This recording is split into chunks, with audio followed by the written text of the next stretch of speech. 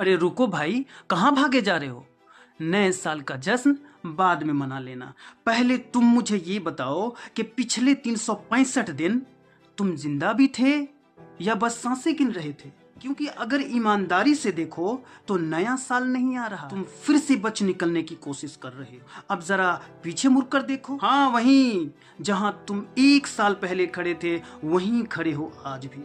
बस एक कागज का कैलेंडर बदल रहा है, अफसोस कि तुम नहीं बदल रहे हो।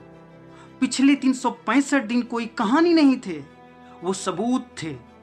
सबूत इस बात की कि तुम रोज सोचते रहे और रोज टालते रहे। 365 दिन मतलब 8760 घंटे, और हर घंटे में तुमने खुद से कहा कल से।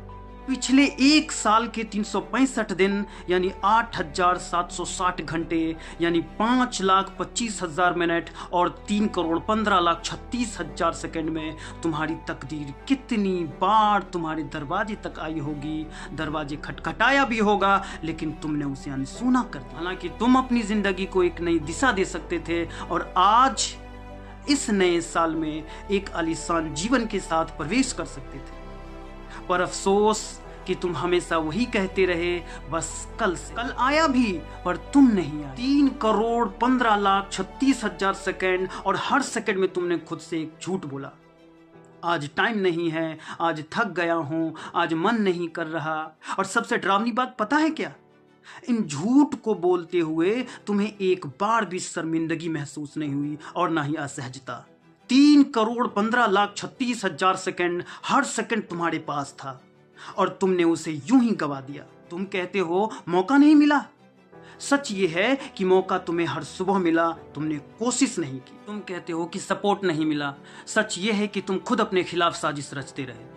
तुम रोज किसी और की जिंदगी देखते रहे, किसी और की मेहनत, किसी और की जीत, और अपनी हार को बस किस्मत और तकदीर पर डालते रहे। तुम्हें क्या लगता है समय तुम्हारा दोस्त है? नहीं, समय तुम्हारा गवाह है और ये गवाह एक दिन बोलेगा।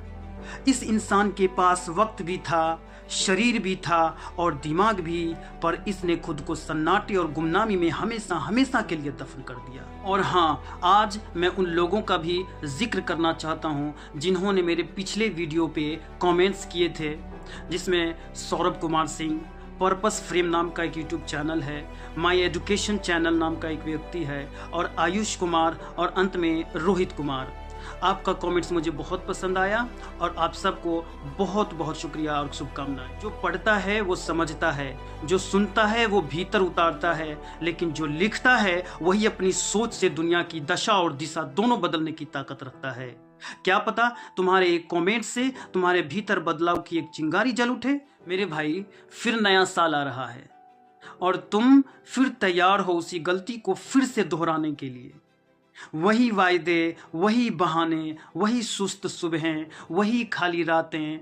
अंतर सिर्फ इतना है कि इस बार तुम्हारे पास 1 साल कम होगा। सोचो, अगर यही सिलसिला चलता रहा तो एक समय के बाद तुम क्या रह जाओगे?